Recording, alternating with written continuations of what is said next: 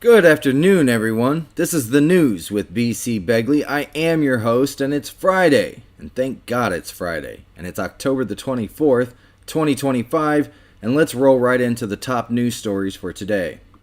United States President Donald Trump has announced plans to expand U.S. military operations against drug traffickers from Venezuela, saying, quote, "The land is going to be next," signaling a shift from sea to land strikes. He instructed U.S. Defense Secretary Pete Hegseth to brief Congress on the administration's upcoming actions, but did not specify targets. President Trump emphasized that land-based operations would be more dangerous but necessary to stop drugs entering the United States. The move risks escalating tensions with Venezuelan President Nicolas Maduro, who has already deployed troops in response to earlier U.S. strikes at sea, Bloomberg has reported. Despite speculation about a broader conflict, President Trump said he does not plan to declare war, stating instead that the United States will target and kill those involved in drug trafficking. Venezuelan President Nicolas Maduro has urged U.S. President Donald Trump to avoid a, quote, "crazy war," as United States military actions against alleged drug traffickers raised tensions. President Trump said he had authorized covert CIA action, denied sending in B-1 bombers, and insisted the United States might not seek a formal declaration of war while vowing to target those bringing in drugs. Since September the 2nd, U.S. strikes have hit several boats and a semi-submersible, killing at least 37 people. President Maduro responded by showcasing Venezuela's defenses, claiming some 5,000 Russian Igla-S anti-aircraft missiles and conducting coastal exercises, while accusing the United States of seeking regime change, the Daily Mail has reported. Regional alarm grew after Trinidad and Tobago announced a U.S. warship visit and joint drills, and legal experts questioned the legality of using lethal force against suspects who were not intercepted or questioned. The Consumer Price Index rose 3% in September from a year earlier, slightly below economists' forecast of 3.1%.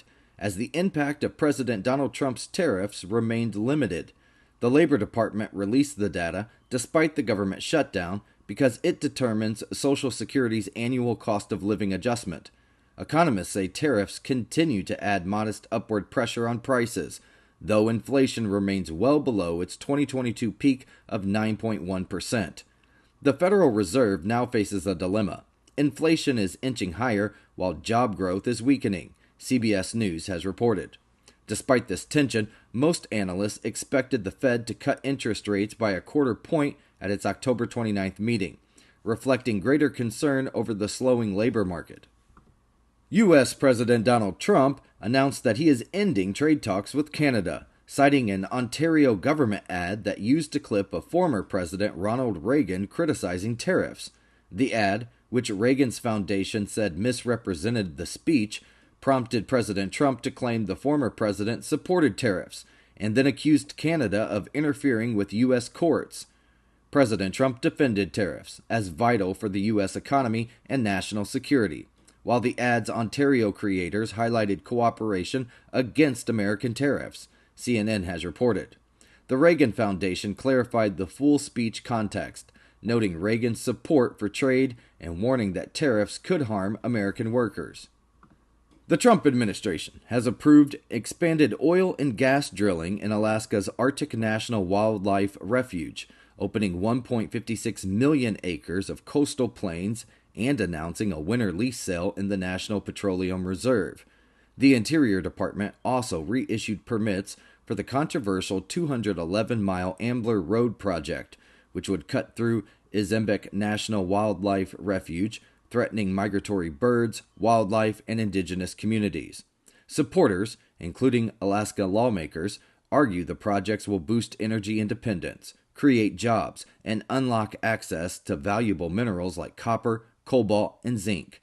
Environmental groups strongly oppose the moves, warning they endanger wildlife, sacred indigenous lands, and fragile ecosystems, The Guardian has reported.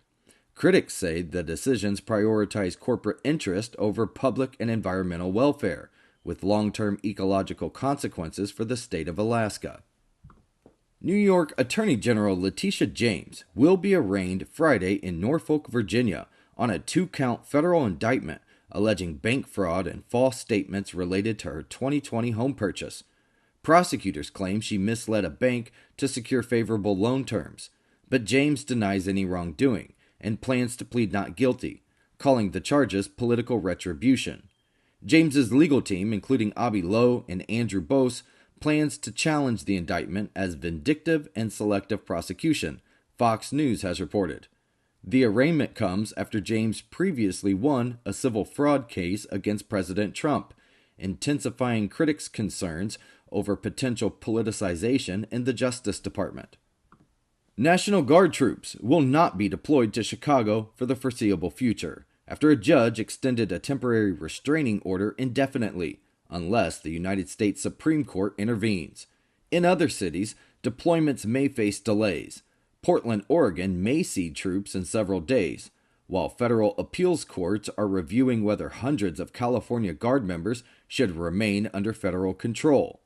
President Donald Trump's efforts to send in the military into Democratic-led cities have triggered numerous lawsuits and conflicting court decisions.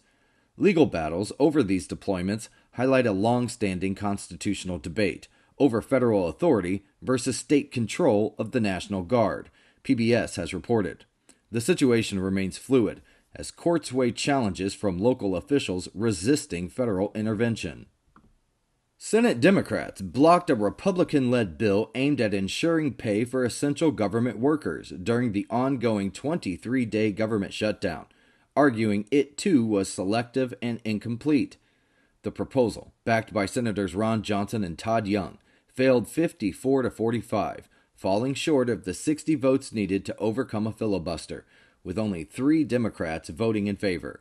The bill would have provided current and future relief for expected employees and military personnel during funding gaps, effectively creating a permanent mechanism for pay during shutdowns. Republicans criticized Democrats for opposing the measure, framing it as a disregard for federal workers forced to continue working without pay, Fox News has reported. The impasse continues as essential employees remain on duty since October the 1st, while Congress debates short-term spending extensions and supplemental health insurance funding. A major betting scandal has rocked American basketball, with 34 arrests across 11 states, including NBA players and a coach, in connection with illegal gambling and organized crime. Miami Heat guard Terry Rozier is accused of using insider information, such as knowing when players would sit out or leave games early, to place targeted bets on underperformance in points, assists, and rebounds. Portland Trail Blazers coach Chauncey Billups and others face charges related to a rigged, high-stakes poker ring involving fake shuffling machines and X-ray tables, which defrauded victims out of at least $7 million. Prosecutors say the schemes were backed by New York's Five Families Mafia, who profited, enforced payments, and laundered money through cryptocurrency and other channels, Al Jazeera has reported. The incidents highlight connections between NBA figures and organized crime, adding to recent sports betting scandals since legalized betting expanded in 2018. Alright, I'm back. It's 8 past the hour. Here's a look at the live weather radar from the National Weather Service. And now let's go into the national weather forecast for today. Widespread showers and thunderstorms are expected from the southern plains to the lower Mississippi Valley, bringing threats of flash flooding and severe weather through Saturday. Heavy rain, fueled by Gulf moisture, may reach rates of up to 2 inches per hour, with multiple rounds of storms producing several inches of rainfall. The Storm Prediction Center has issued slight risks for severe storms, including large hail, damaging winds, and possible tornadoes from Texas to Louisiana. And in the Pacific Northwest, an incoming Pacific system and atmospheric river will bring heavy coastal rain and mountain snow, with flooding possible in areas. Now, cooler temperatures will also follow the front across much of the country, while the southeast and parts of Texas remain warm and above average. Just hours after a $102 million jewelry heist at the Louvre, another French museum The Mansion de Lumiere in Langres was robbed of 2,000 silver and gold coins worth over $100,000. Thieves broke into the building on the night of October the 19th, smashing display cases before fleeing. No arrests have been made. The Mansion des Lumières, dedicated to philosopher Denis Diderot, received far less attention than the high-profile Louvre theft, where masked robbers disguised as construction workers stole 8 crown jewels in broad daylight. The Louvre robbery unfolded in about 7 minutes, with suspects escaping on motorbikes, raising concerns about museum security, USA Today has reported. These incidents mark at least 4 French museum robberies in the past 2 months, including the Museum of Natural History.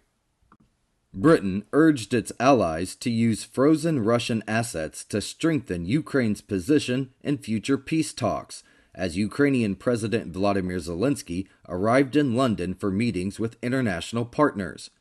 United Kingdom's Prime Minister, Sir Keir Starmer, called for cutting Russian oil and gas from global markets and providing Kyiv with long-range missiles, while President Zelensky pressed the European Union for similar support after their Brussels meeting.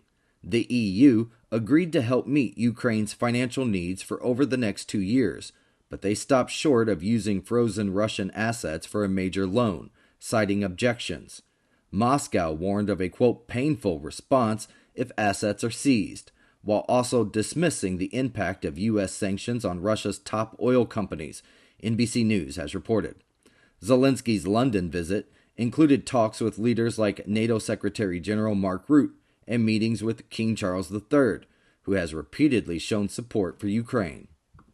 United States Vice President J.D. Vance sharply criticized Israel's parliament for a vote on West Bank annexation, calling it a, quote, insult and a, quote, stupid political stunt, reaffirming the Trump administration's opposition to annexation.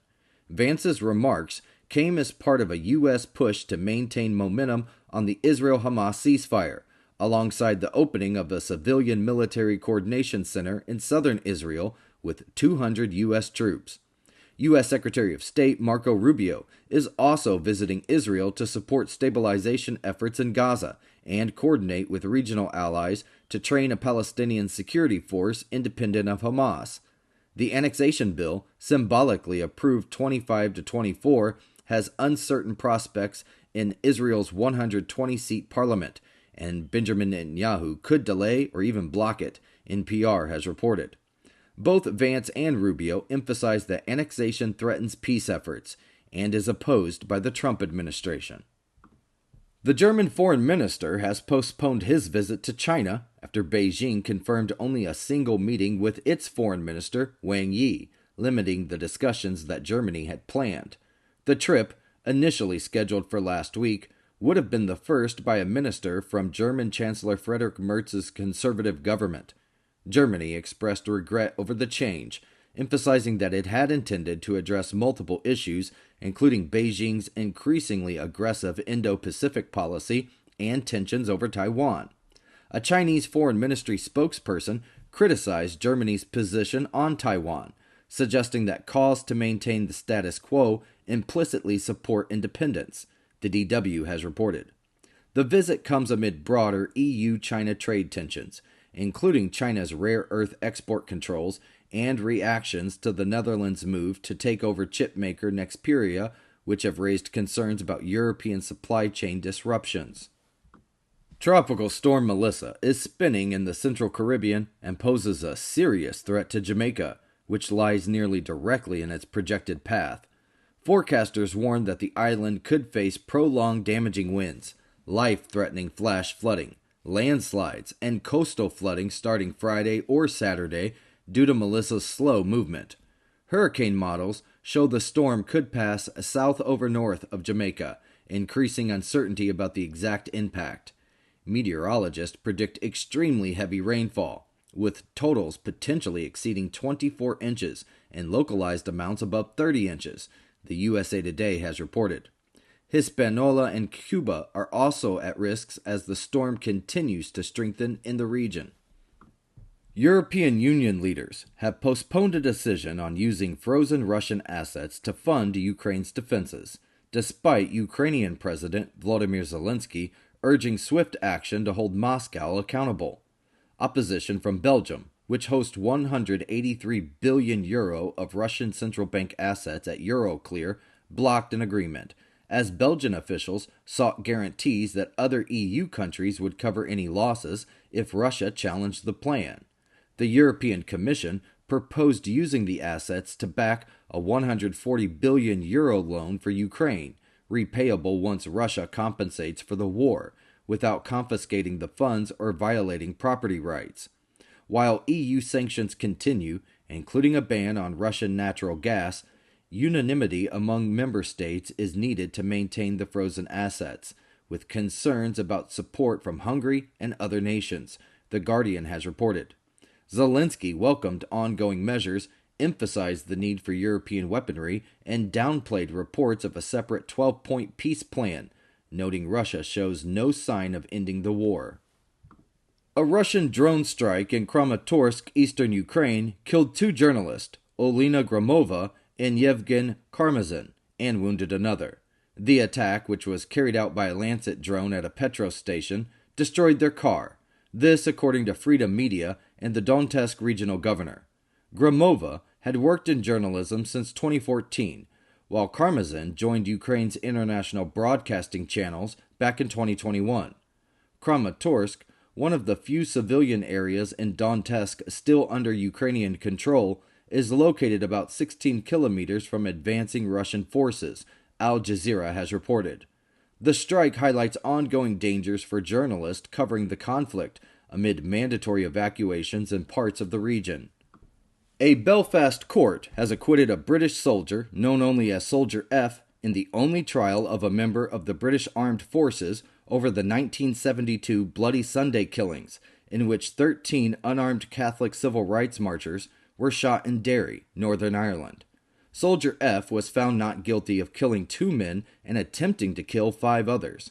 The trial, which was held without a jury, relied on decades-old military statements that the defense argued were unreliable.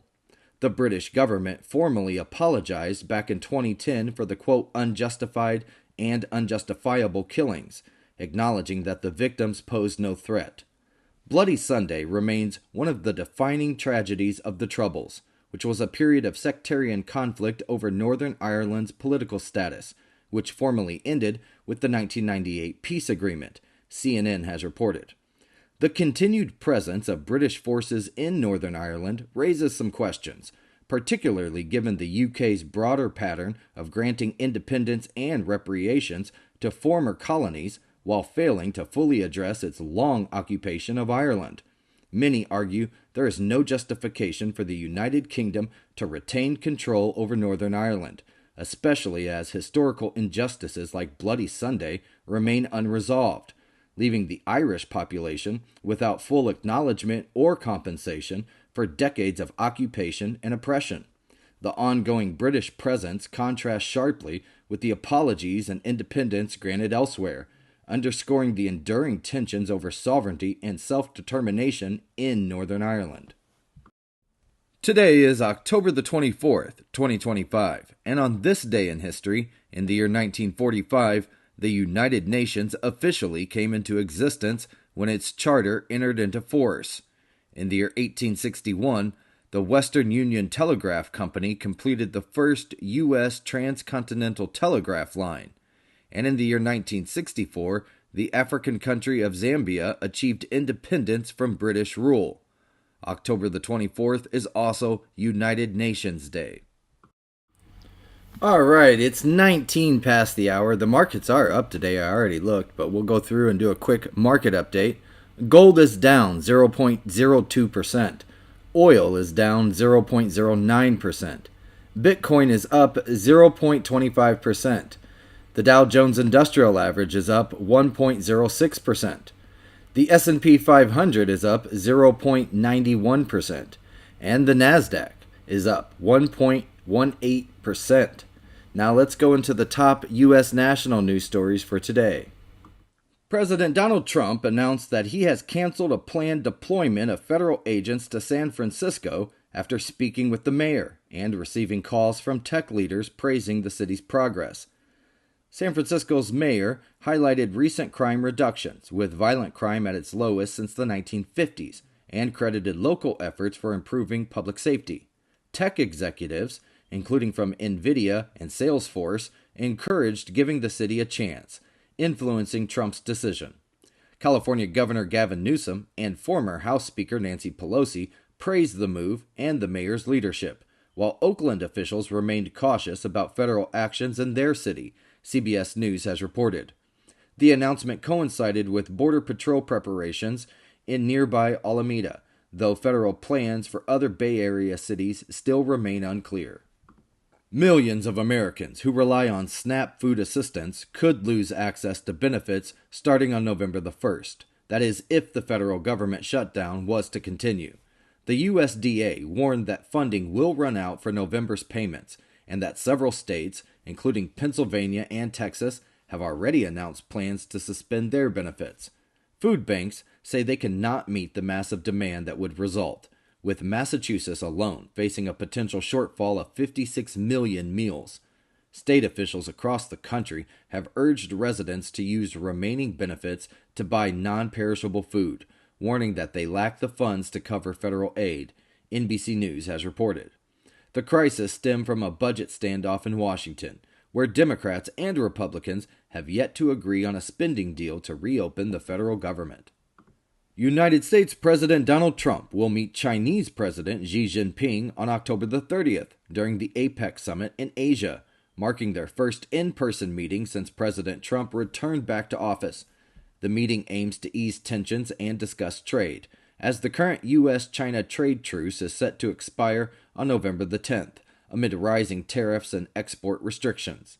Key issues on the agenda include rare earth minerals, fentanyl, soybeans, Taiwan, and ongoing structural trade disputes. Analysts expect the meeting to focus on resuming trade talks rather than reaching a comprehensive deal, given the unresolved challenges between the two nations, CNBC has reported. Concurrently, Chinese Vice Premier will meet U.S. Treasury Secretary Scott Bessent in Malaysia this week to discuss trade and economic matters. The United States Coast Guard personnel opened fire Thursday night on a U-Haul truck outside Coast Guard Base Alameda after the driver ignored multiple commands to stop and drove erratically toward the base. Video shows the truck reversing toward security personnel before officers fired several rounds of live ammunition. No Coast Guard personnel were injured. The driver fled the scene, and two men, including the suspected driver, later sought treatment for gunshot wounds at local hospitals. The incident followed a protest outside the base attempting to block U.S. Customs and Border Patrol agents, which required California Highway Patrol officers to intervene, Fox News has reported. The base had been planned as a staging area for federal troops whose deployment to San Francisco was postponed by President Trump after discussions with the San Francisco mayor. Air traffic controllers will miss their first paychecks next week due to the ongoing government shutdown, raising concerns about potential flight delays and cancellations. Transportation Secretary Sean Duffy has warned. The FAA is already facing staffing shortages, and missed pay could worsen recruitment and retention, increasing pressure on controllers who are already overworked and fatigued. Historically, during the 2019 shutdown, similar pay disruptions led to flight limitations at major airports.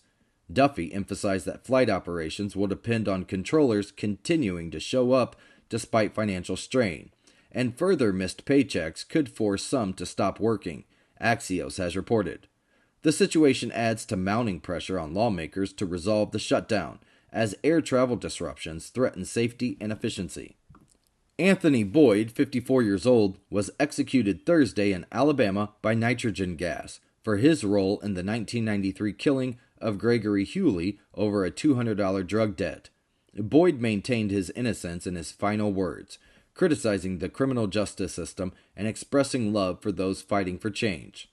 The execution appeared to take longer than previous nitrogen gas executions, with Boyd showing movements and heavy breathing for over 15 minutes before being pronounced dead. Legal challenges to halt the execution or allow him to die by firing squad were denied by both a federal judge and the U.S. Supreme Court, despite dissent from Justice Sonia Sotomayor. NBC News has reported. Alabama has defended the method, asserting that observed movements during executions are involuntary reactions to oxygen deprivation, while critics, including Boyd's spiritual advisor, called the process painful and mishandled. Former New York Governor Andrew Cuomo escalated his mayoral campaign attacks Thursday by suggesting that the frontrunner, Zohran Mamdani, would, quote, cheer if another 9/11 attack occurred, comments that drew immediate condemnation for being racist and Islamophobic. Cuomo made the remarks during a conservative radio interview as he seeks to attract Republican voters to close his double-digit polling gap with Mamdani ahead of Election Day. Mamdani, who would be the city's first Muslim mayor if elected, called the comments, quote, disgusting, and said they degenerate all Muslim New Yorkers. Cuomo's campaign defended the statement by linking it to Mamdani's past association with streamer Hassan Piker, who had made controversial 9/11 remarks, though Mamdani has publicly condemned Piker's comments, Politico has reported.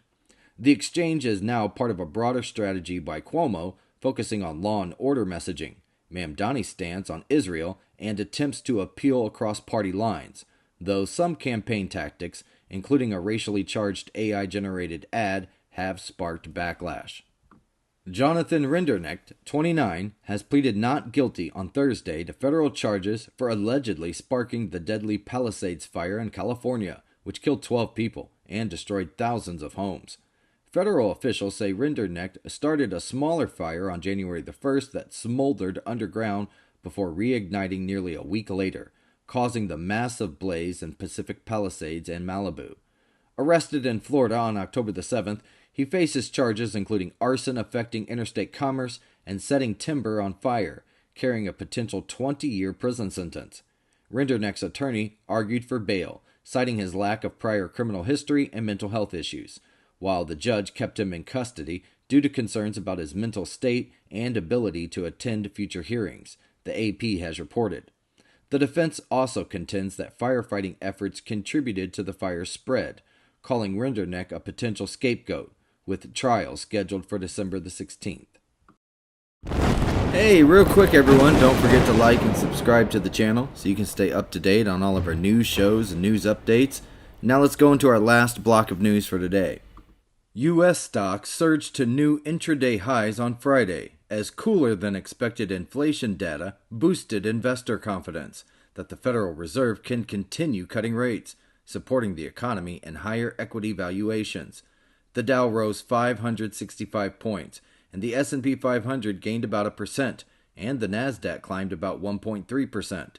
September's Consumer Price Index showed a 0.3% monthly increase, bringing the annual rate to 3%, below economists' expectations, prompting traders to price in nearly certain rate cuts later this year, CNBC has reported.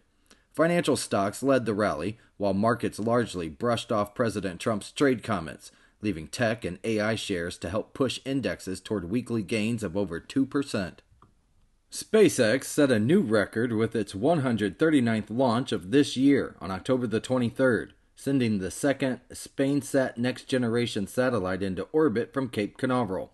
The two SpainSat NG satellites will provide secure military communications for the Spanish Armed Forces and partners, with the first satellite launched back in January. The Falcon 9's first stage was expended this time due to performance needs, while the upper stage deployed the satellite into a geosynchronous transfer orbit about 36 minutes after liftoff, Space.com has reported. This flight also marked the 22nd mission for the booster, bringing SpaceX's Falcon 9 launches to 134 this year, alongside 5 Starship test flights. A large, well-preserved silver hoard from the early Middle Ages was discovered in Sweden and reported to the Stockholm County Administrative Board, which immediately began an archaeological excavation. Experts estimate the treasure could contain up to 20,000 coins, mostly dating to the 12th century, including rare bishop's coins and coins minted under King Knut Eriksson. The hoard was buried in a copper cauldron, likely during the late 12th century unrest when Sweden was expanding into Finland, and predates the founding of Stockholm itself, Archaeology News has reported. Archaeologists are documenting and analyzing the find, with the Swedish National Heritage Board deciding if the state will claim it, while the honest finder may be compensated under the Cultural Environment Act. Beijing-based startup Notex Robotics has launched Bummy, a compact humanoid robot priced at just $1,370, making consumer-grade humanoids more accessible. Standing 3 feet 1 inches tall and weighing 26.5 pounds, Bummy is designed for education and home use rather than high-performance industrial tasks, yet it can walk, balance, and dance with impressive stability. The robot's affordability comes from lightweight materials and an in-house motion control system, and a modular design focused on learning and engagement, Interesting Engineering has reported. Notex calls Bummy the industry's cheapest humanoid robot, marking a potential turning point in bringing humanoid technology to everyday households. Okay, everyone, that is our show for today. I hope you all have enjoyed it. I will see everybody on Monday at 12 noon Eastern Standard Time for another episode of The News with b.c.begley. And hey, my latest documentary is on the history of Halloween. You can find it on my YouTube channel in the historical documentary section. It's about 30 minutes long. You guys can probably watch that for this weekend if you want, if you're interested in the history of Halloween. I cover it from basically ancient Babylon up until modern times, and where we get certain things like trick-or-treating and jack-o'-lanterns and whatnot from. So if you guys want, you can check that out, and I will see everybody on Monday, 12 noon Eastern Time for another episode, and I hope everybody has a great